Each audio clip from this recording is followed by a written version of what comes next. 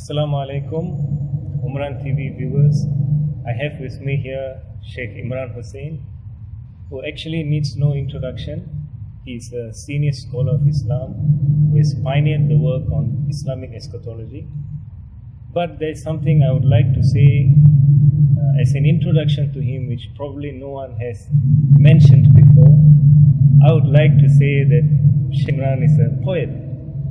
And just recently, in one of his talks titled Islam and Buddhism, Maulana mentioned an interesting three-line poem which I picked up, sounded to me like a haiku poem. He said, "Santa Claus comes on a reindeer from the North Pole with US dollars." So I found that very interesting to introduce Maulana now to you as a scholar who is a poet as well. So Maulana, thank you for allowing this interview. The subject of our interview today is Islamic spirituality and the teacher and the student in the pursuit of spiritual knowledge. I'm happy, Hasbullah, to have this chance to respond to your questions for the Umran TV, connected with the Tawfiq Center here in Kuala Lumpur in Malaysia. They have been so kind to invite me on several occasions to the Tawfiq Center, and it is for me a matter of to respond to the questions today, inshallah. Okay. So Maulana, you have often spoken about Musa alayhi salam and Khidr alayhi salam. And you have written two books at least on the subject, one Suratul Kahf and the Modern Age, and In Search of the Footprints of Khidr. But sometimes you also do mention of Maulana Rumi and Shams Tabriz, and whenever you mention their names, I feel kind of excitement in you, but you never actually spoke much about them. So may I request that you speak a little bit about Maulana Rumi and Shams Tabriz? Bismillahir Rahmanir Rahim. The pursuit of knowledge in the religion of Islam, and there is only one religion with Allah, and it is the religion of Islam, the same religion which came to Nabi Ibrahim alayhi salam, Nabi Musa alayhi salam, Nabi Isa alayhi salam, all the prophets of Allah, those whose names are mentioned and those whose names are not mentioned in the Quran, they are the same religion. And it is a characteristic of the religion of Islam that the pursuit of knowledge is a sacred activity. And the momentous achievement of Dajjal is to secularize what Allah had created to be sacred. And so today we now have this peculiar phenomenon of secular education juxtaposed against sacred education, sacred knowledge. In the pursuit of knowledge, you have the one who is seeking knowledge and the one who is teaching, or has been bestowed knowledge by Allah subhanahu wa ta'ala. And the first step on the way of the pursuit of knowledge in the teacher-student relationship is that a student must have in his heart a thirst for knowledge. He must be serious about his effort to acquire knowledge. We do not accept part-time education, part-time pursuit of knowledge. It must be a full-time activity, even if you are a medical doctor, you are a businessman, whatever you are constantly with a hunger, with thirst in your heart for knowledge. And that hunger and that thirst for knowledge remains with you all through your life. In the secular world, you do not have a counterpart of that hunger and that thirst for knowledge. Rather, you pursue knowledge so that you can get a degree, you can get a job. Full stop. I can go home and eat my biryani and go to sleep now. The second thing about the pursuit of knowledge is that we recognize that there is a link between knowledge and nur. The knowledge is nur. Yes. Knowledge is nur. And therefore, knowledge has to be approached in a manner which is appropriate for the acquisition of nur. One has to recognize the value of knowledge. One has to show respect for knowledge. One must ensure that one does not misuse knowledge. You do not acquire knowledge to become rich. You do not acquire knowledge so that you can advance in the dunya. You acquire knowledge so that inside of you, you may have nur. You may acquire knowledge so that you might be able to understand the world in which you live. And so there's a world of difference between the one who is pursuing knowledge to get a degree, to get a job, and the one who is pursuing knowledge for the sake of knowledge and therefore for nur. And then the seeker of knowledge must now search for the teacher. And the religion of Islam has come to us in the Quran, tells us that there is a difference in the teacher between that part of history prior to the last age and then Akhir Zaman. That the teacher in Akhir Zaman cannot be the same teacher prior to Akhir Zaman. No. Prior to Akhir Zaman, there is the ordinary teacher. Allah has blessed him with knowledge and he teaches. And mashallah for his effort. But in Akhir Zaman you need more than just the ordinary teacher. In Akhir Zaman you need a Khidr to be your teacher. This is knowledge at the highest level. A Khidr is someone who not only has knowledge which is externally acquired, but knowledge which is internally received. That Allah says about Khidr, وَعَلَّمْنَاهُ مِن لَدُنَّا عِلْمًا. But more than that these two worlds of knowledge, Majma'ul Bahrain, are harmoniously integrated with each other. So you do not have two worlds of knowledge like Dr. Jekyll and Mr. Hyde. That I studied the Islamic disciplines and I get my graduation here, and I go to the university and I study politics and economics and I get my graduation here. And in the daytime I'm here, in the nighttime I'm there. I live with my feet in two boats. I'm traveling in two boats. No, we do not want two worlds of knowledge separated from each other. We want the two worlds of knowledge, the one externally acquired and the one internally received, to be harmoniously integrated with each other. And that can only happen with nur, and that nur must be used to study the Quran. And it is the Quran which will integrate the two worlds of knowledge. And therefore the model of the teacher in Akhir Zaman who will satisfy the hunger in the heart of the student is a Khidr.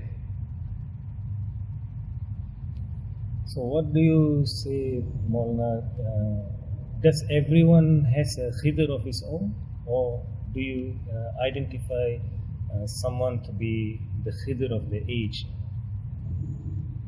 I do not walk down that road of identifying a Khidr of the age. Okay.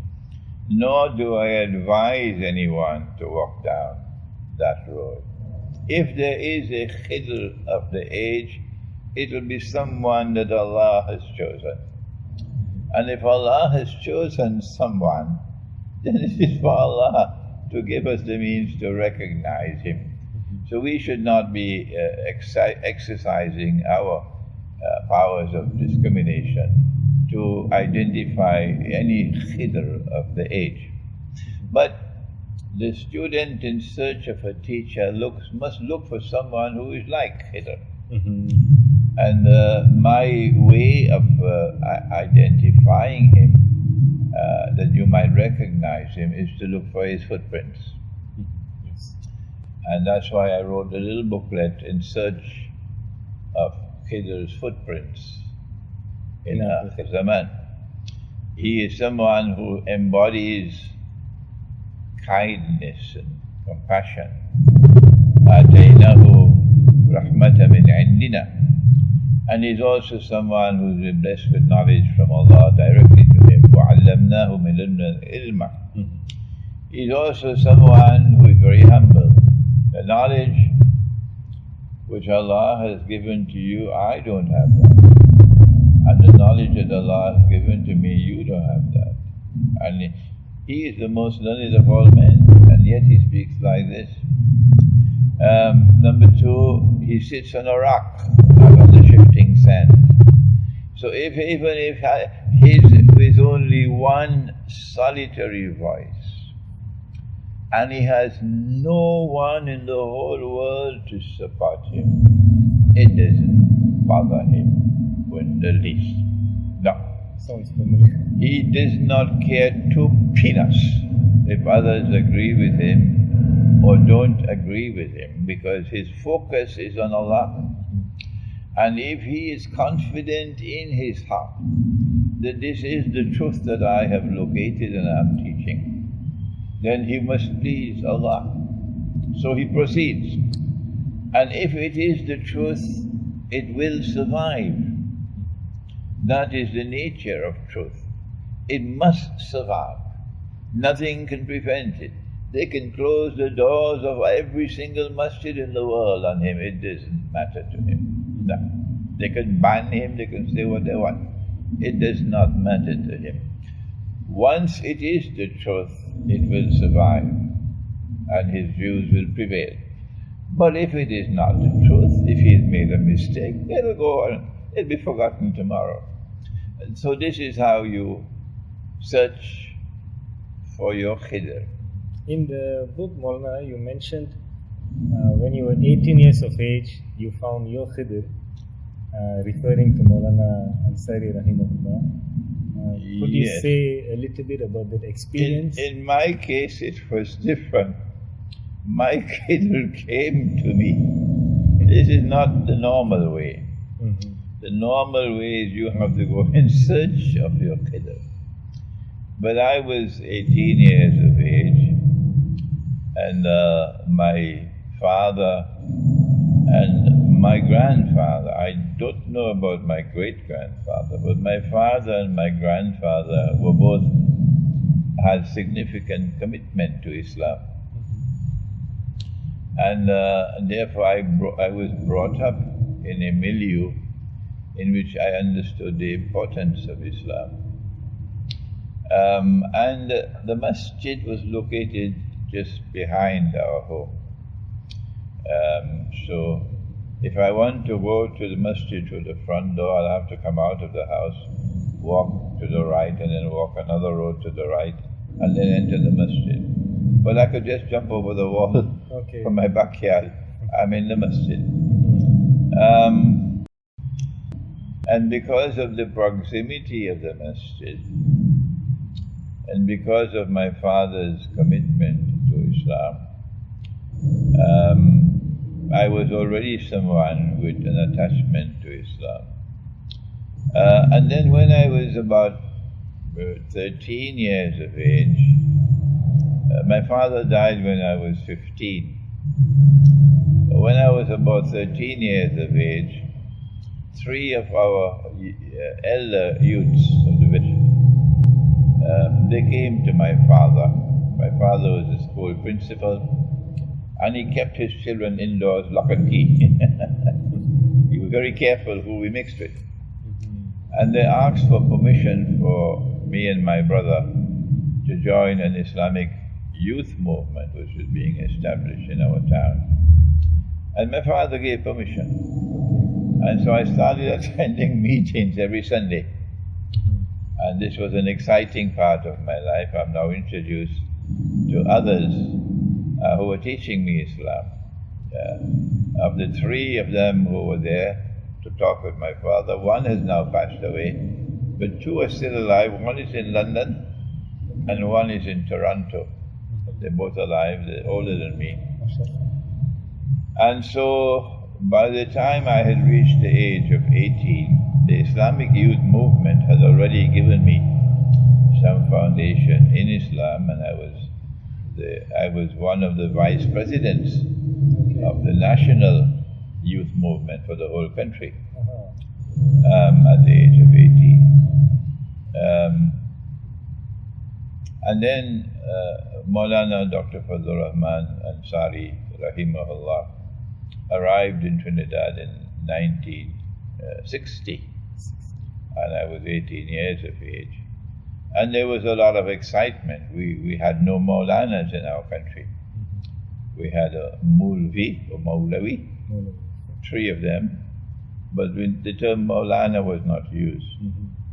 And so there was a lot of excitement, and Maulana Ansari had a profile that was already very famous.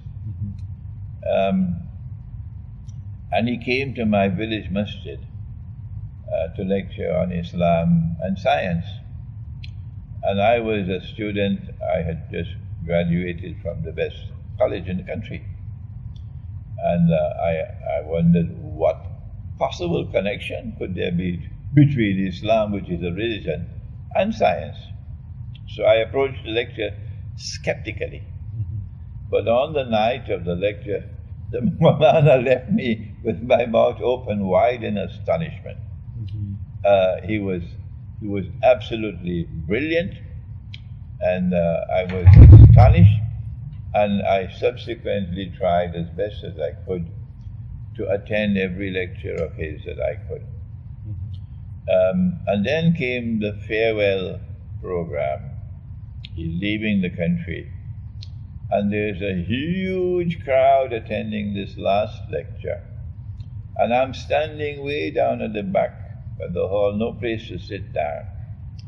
And at the end of his lecture, he said, I want 5 young men of this country to come forward to proceed to study Islam abroad. And I decided in my heart, I want to be one of those 5. And then he left.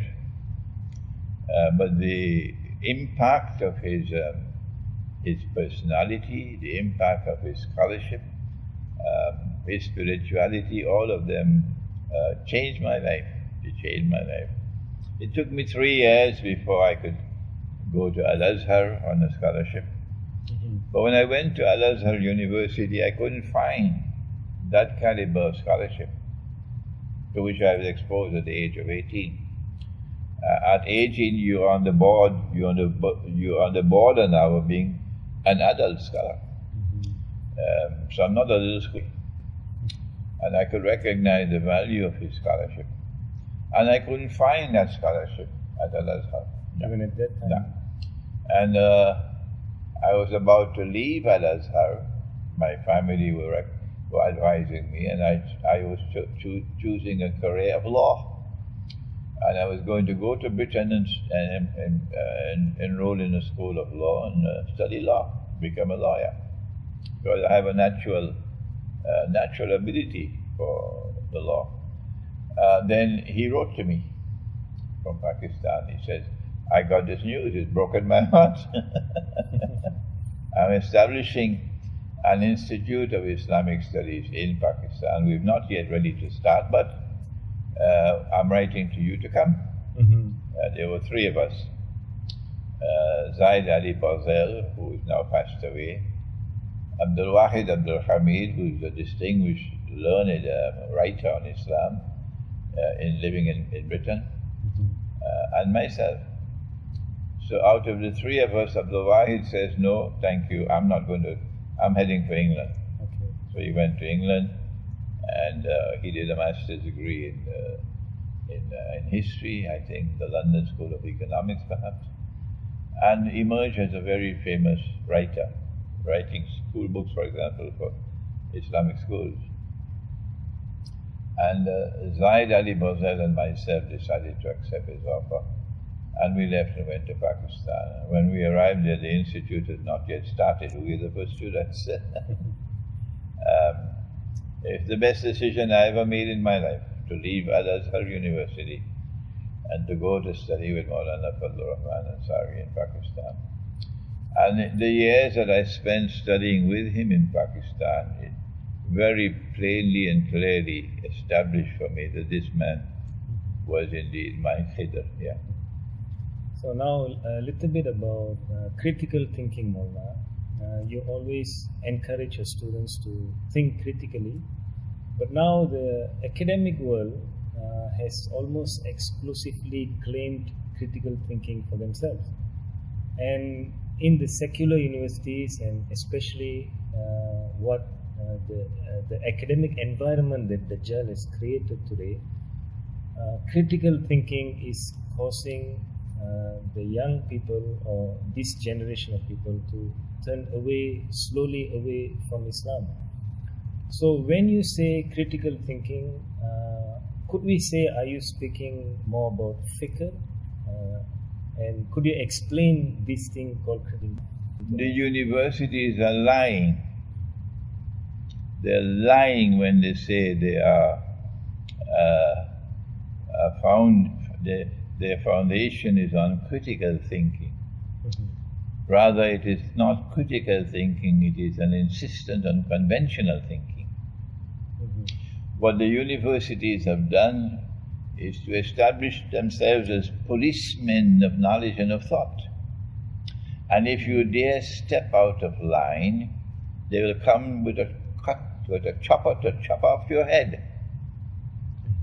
A student left Ghana to study at a university in Canada on a Canadian government scholarship. And he is advanced now, and he's reached his PhD. And he's writing his thesis and is about to submit his thesis. When I organized a seminar in Trinidad, in Tobago, and he wrote to me he's interested in attending the seminar. And they intercepted that email. And from the day they intercepted that email, finished. They then started putting roadblocks on his way, and eventually frustrated him, cut off his scholarship, and he had to return to Africa without being able to get his PhD. Is that critical thinking, or is that bogus thinking? They allow you to think provided you think on the road that they determine you must think. Is that critical thinking? No. That's the university today. You have got to be careful now. If you say that it was the Israeli Mossad and the CIA who planned and executed 9/11, rather than some Osama bin Laden and some Afghan men hiding in some caves in Afghanistan, that's it. Your career is finished. You cannot proceed with your studies. You are not what they call a blacklist. I don't know why they don't like the color black. So that's not critical thinking. Critical thinking is something else. Critical thinking is possible only when the mind is free and there are no roadblocks. Once you have to stop on the road to knowledge because you're not allowed to proceed, you're now bogus. We cannot trust you. That's right.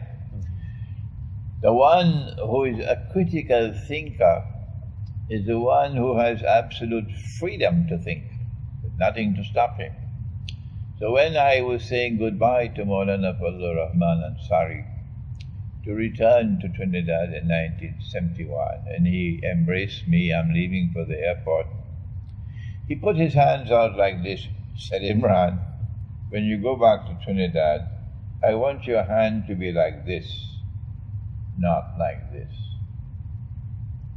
He said, I know the character of this ummah. In fact, he should have said, I know the character of the world today. So long as you are dependent on them for your livelihood, he who pays the piper calls the tune. And so there is no possibility for critical thinking unless you have an independent livelihood. That's right. And so I have over the years struggled, and it's been a long, long road for me to build myself up as a writer. And now, with the help of so many people, alhamdulillah, who helped me to pay the cost of printing my books. And because my books have some value in them, people can appreciate it. I'm not writing these books to become rich now. I am now able to earn my livelihood independently. As a consequence, you can't fire me. No, you can't fire me. I don't have to watch over my shoulder when I'm lecturing, because if this man is offended or that man is more offended, I lose my job, I won't get a promotion, I get this and that and the other. Critical thinking is possible only when there is freedom. And that is disappearing in the world today, freedom. Secondly, critical thinking requires a certain methodology for thought. I was outside the masjid, the salat was over, and Maulana Ansari was talking with someone. And I went and I stood very respectfully at a distance. He knew I'm there because I have a question to ask. So he waited for a while until in the conversation he could say, all right, Imran Mia, what is it? So I said to him, Maulana, Allah says in the Quran that ذَلِكَ الْكِتَابُ لَا رَيْبَ فِيهِ هُدًى لِلْمُتَّقِينَ. This book is guidance only for those who are God-fearing. What about the rest of mankind? Doesn't it provide guidance for all of mankind? Only for the God-fearing? He said, Imran Mia, he says, there is that guidance which is consequential guidance. And there's that guidance which is only a nominal guidance. He says, for those who do not have the fear of Allah in their hearts, the guidance in the Quran is nominal guidance. But for those who have the fear of Allah in their hearts, the guidance in the Quran is consequential. They can change their lives and they can use it to change the world. And there's a world of difference between these and those. He looked up, he pointed to the sky. It was late afternoon. He says, there are millions of stars up there in the sky. For these people, they look up, they only see some pretty lights. They call it starlight. The night is beautiful, so many stars in the sky. That's all they see, the beauty. But this one, who has the fear of Allah in his heart, and for whom the Quran gives him guidance, the Quran points to the same stars, and the stars are there to guide you. وَبِالنَّجْمِ هُمْ يَهْتَدُونَ. And in order for the stars to guide you, you're out there in the middle of the ocean in a ship, and you need direction. You have to be able to read the stars. And you can only read the stars when you learn how they are connected with each other. Similarly, with all other branches of knowledge.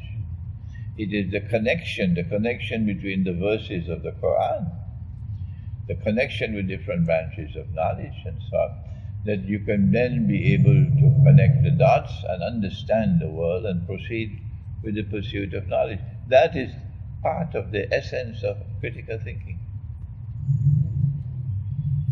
That brings us to the subject of methodology. You have always spoken about methodology.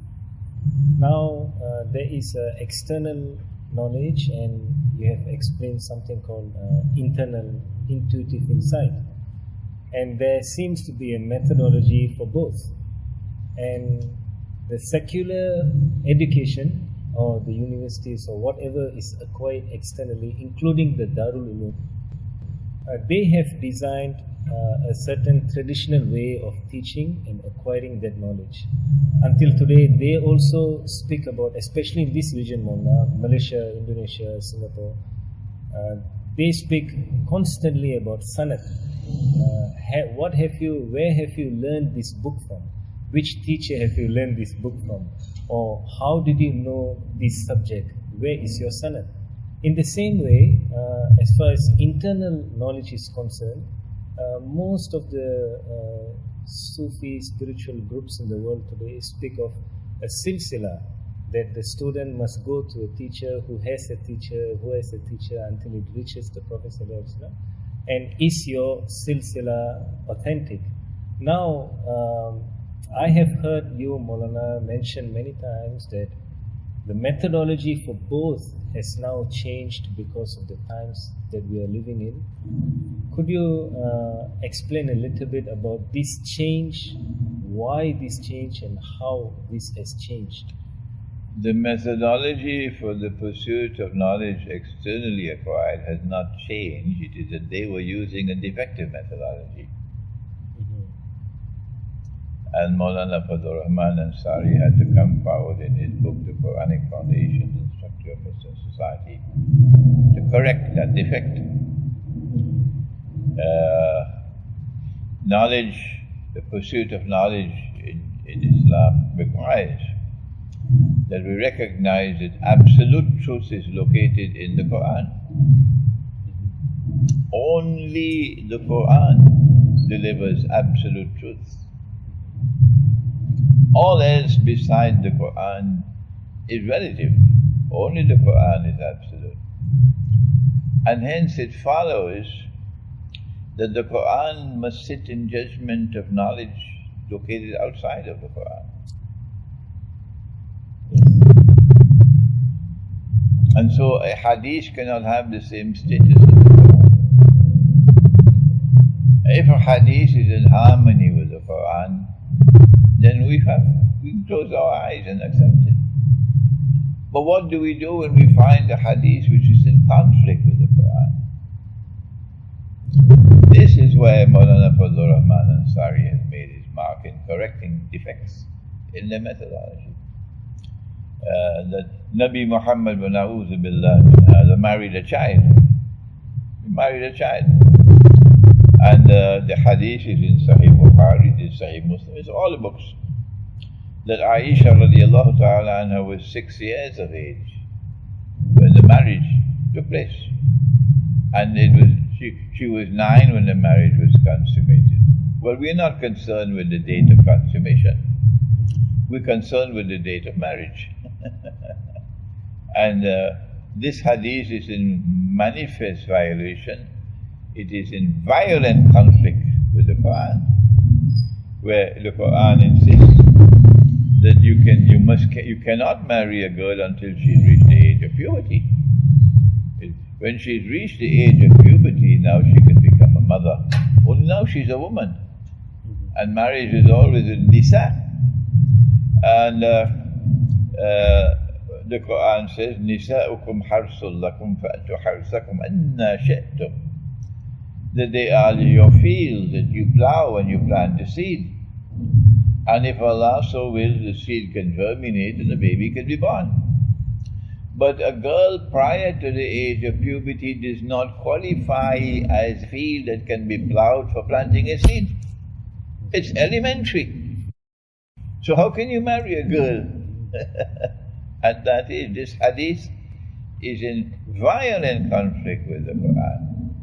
And Maulana Ansari did not use this language that I am using. In his age it was very dangerous. In this age I don't care two peanuts what they think about me. No. So he simply used this term. She must have been about 17 years of age, that's what he said. And because his language was very guarded, they didn't cut off his head for that. But they want to cut off my head, go ahead. The truth will still survive. You can kill a man, you cannot kill the truth. So Maulana Ansari corrected defects in the methodology of the Darul Uloom. The Darul Uloom says that ما ننسخ من آية أو ننسها نأتي بخير منها أو مثلها, that the verses of the Quran which have been cancelled and no longer in the Quran, they've disappeared from the Quran and so on, or they're there in the Quran but no longer have operational validity. And Maulana Ansari said, no, they're wrong. No verse of the Quran has been cancelled or abrogated, none. Every single verse of the Quran still remains with an operational validity. And here he parted company with the entire world of Islamic scholarship. It didn't bother him. He parted company. He didn't publicize his views. For the pursuit of knowledge in Akhir al-Zaman is different. The Quran is comprised of two kinds of verses. You have the ayat muhkamat and you have the ayat mutashabihat. And ayat mutashabihat cannot be interpreted without knowledge coming directly from Allah. And Allah will choose to send that knowledge when He chooses to. And it is in this time, Akhirul Zaman, that He sends the knowledge that we need to interpret the ayat mutashabihat. So if you're stuck with only ayat muhkamat and you're incapable of interpreting ayat mutashabihat, what is the value of your methodology in Akhir Zaman? So many verses of the Quran which need to be interpreted to be able to understand the dunya today. وَأَلْقَيْنَا عَلَى كُرْسِيهِ جَسَدٍ. They could not in the previous age recognize that Jasad was Dajjal. Yes. But in this age Allah sends down the knowledge and we're able to interpret that the Jasad is Dajjal. The world of Islamic scholarship now turns violently towards you. What is this man? Where did this knowledge come from? We never had this knowledge before. They are incapable of assimilating new knowledge in Akhir Zaman because they do not accept interpretation of ayat of the Quran and hadith which they never heard before, like the mountain of gold coming out underneath the river. Okay, so Maulana, this as you have mentioned, can we call this Ta'wilul Ahadith as mentioned in Surah to Yusuf 3 times? Nabi Yusuf alayhi salam said, or Allah said, وَكَذَلِكَ يَجْتَبِيكَ رَبُّكَ وَيُعَلِّمُكَ مِنْ تَأْوِيلِ الْأَحَادِيثِ. And also Yusuf alayhi salam said, رَبِّ قَدْ آتَيْتَنِي مِنَ الْمُلْكِ وَعَلَّمْتَنِي مِنْ تَأْوِيلِ الْأَحَادِيثِ. That spirituality today, or looking for such a man to learn from, must be able to interpret events or do ta'wilul ahadith. The ta'wilul ahadith allowed him to be able to interpret dreams and interpret visions, and he did it. The ta'wilul ahadith also allows us to connect the dots of history and to interpret events unfolding in the world. I missed the bus. I could not connect the dots, and I could not therefore read and understand the role of the Soviet Union in history. All these years, only now I'm able to recognize that the Soviet Union played a critically important role in preparing Russia to stand up today against the West. I could not understand the role of Mao Zedong in history, the Communist China. Now I recognize that Mao Zedong and his Communist revolution in China played a critically important role in building China to the stage where today it can stand up and defy the West. You see? So the ta'wil hadith is the internal knowledge with which we're able to understand and connect the dots and interpret events. It's not meant to perform miracles and so on. Ta'wil al-hadith also, of course, is for interpreting dreams. I have not been blessed with that knowledge for interpreting dreams, and maybe Allah in His wisdom knows why He has not given me that knowledge. On the other hand, on paper money, Maulana, could we say that paper money today is the litmus test to identify whether a scholar of Islam is, whether we are ready to learn from this scholar of Islam, to identify this man who understands the age? Because if the man knows the world today, he must be able to identify the nature of this money that we use. The world of Islamic scholarship, which does not as yet recognize paper money and plastic money, what they call fiat money, and cryptocurrencies and so on, to be bogus and fraudulent and haram. That is a world of Islamic scholarship which cannot provide guidance for us in respect of how to respond to the challenges of the modern age. Meaning the challenges which has come from modern Western civilization. They have no qualifications to do that. But that does not mean that they are devoid of value. Such scholarship has its role to play. There are many other subjects they can teach, which are independent upon the emergence of modern Western civilization. We do not write off those scholars of Islam. They have a role to play. They can teach you how to perform salat. I wish they would also teach people how to perform wudu. But that world of Islamic scholarship has no credentials whatsoever in guiding people in respect of the modern age. Whether or not you're allowed to vote in elections of the modern secular state, they should keep silent because they have no credentials to answer that question. Lastly, Maulana, one question on the role of Quran recitation. You have encouraged us to read Quran regularly, and you also mentioned that you went to Geneva with the Quran in your heart. Now, what is happening in the spiritual circles of the Muslim community, the Muslim world, is that the Sheikh is giving the student something like doses of Quran recitation, as if he's giving cures for the ailments of the heart.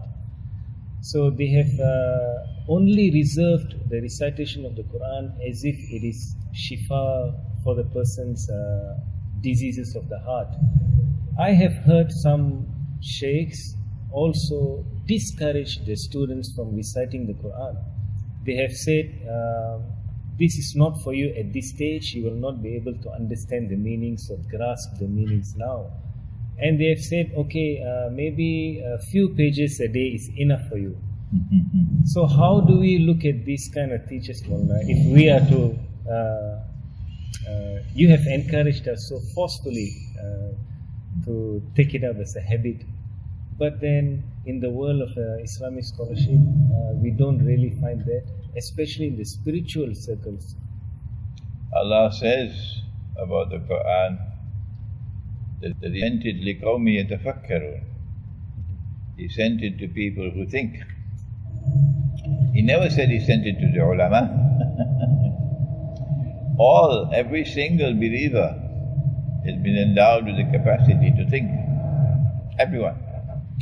And if we fail to think, we pay the price. And so the Quran has to be studied. The first statement declared in the Quran is that it is huda. guidance. And in order to locate the guidance in the Quran, you got to study the book. I have argued that no one can study the book unless you're reciting the book. And that's why the book itself is named Book of Recitation, Quran, Book of Recitation. Reading is done with the eyes. But Allah has said, لَا تُحَرِّكْ بِهِ لِسَانَكَ لِتَعْجَلَ بِهِ. So recitation is done with the tongue, The tongue must move in order for you to recite the book. وَإِذَا قَرَأْنَاهُ فَاتَّبِعْ قُرْآنَهُ. And when we have recited the book, meaning when Jibreel alayhi salam has conveyed to you our method of recitation of the book, you must follow that method of recitation. Okay? So we are advised, we are encouraged, we are ordered to recite the Quran. In Akhir Zaman, if we neglect the recitation of the Quran as it ought to be recited, which is once a month, cover to cover, if we neglect that, number one, we will never be able to study the Quran, because the Quran describes itself as ruh. It's a ruh from Allah.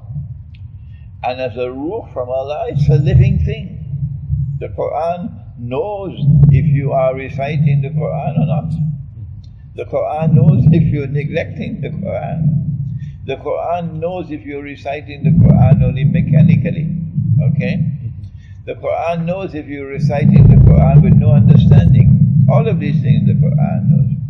So you've got to recite the Quran if you're able to, if you want to study the Quran.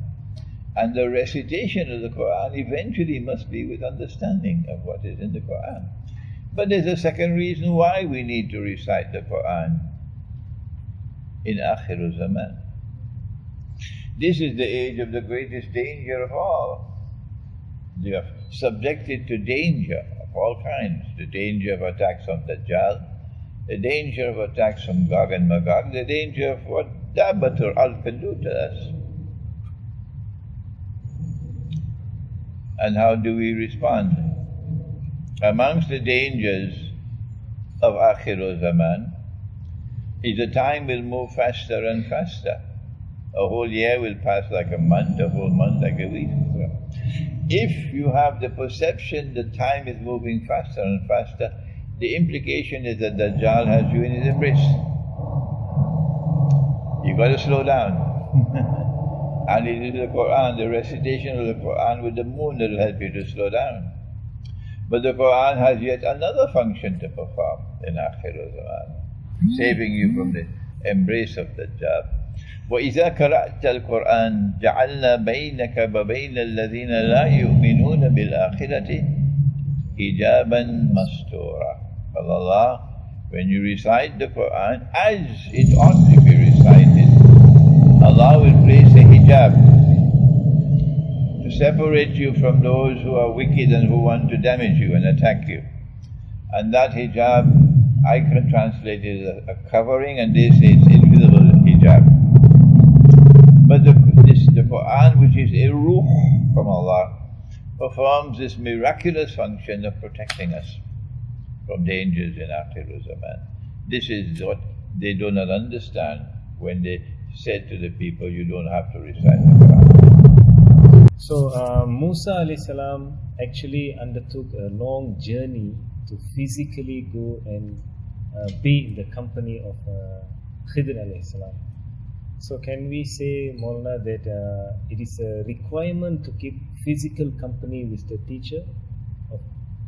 If someone identifies someone as the Khidr, or someone he can acquire this knowledge from, does he have to physically accompany him? The purpose of his going in search of the teacher was not to be able to shake his hands or to embrace him or to look at his face and hear his voice, but rather to acquire the knowledge that Allah had given to him. And so as we search for our Khidr in this age, if it is possible for us to get the knowledge, without having to travel to meet with him. That will fulfill the objective of acquiring knowledge. Today, the knowledge is available. You can get books. The books are available. The books are cheap. Instead of going and buying a Kentucky Fried Chicken, a box of Kentucky Fried Chicken, the same amount of money can be used to buy a book. And with the books you can get knowledge. Every home should have a library of books. My father, may Allah have mercy on him, spent his money on books. And I was only 12 years of age. My father was still alive, but he did not know. He did not know. Up to this day, he did not know that I was downstairs in his library and I was reading books on Islamic philosophy at the age of 12. At the age of 12, 13, 14, my brothers and sisters, none of them looked at those books which were there in the library. None. But I went and I found those books and I started reading them at 12, 13, 14. So I already had an introduction to Islamic philosophy and Islamic history from good writers. He chose good books. And so if you can acquire the knowledge from books, you don't have to go to meet the Khidr. If you can go on the internet, so I don't know how long the internet will last, and you are able to listen to the lectures, that is just as good. If you're able to read the books, you can download the books from the internet, that's just as good. If you're able to travel to meet your teacher, then of course the impact of his personality is also important. The impact of the personality of Maulana Fadlur Rahman Ansari upon me made a great significant thing in my life, yes. Okay, thank you, Maulana, for the interview, even though it was a bit noisy outside. But Yes, well, I am grateful for this opportunity, and I want to thank Tawfiq Center for the invitations that they've been extending to me to lecture at the center, and pray that Allah might bless them, and Hasbullah as well, that Allah may bless you to one day become a scholar of the world of Islam. We'll be proud, inshallah. thank you.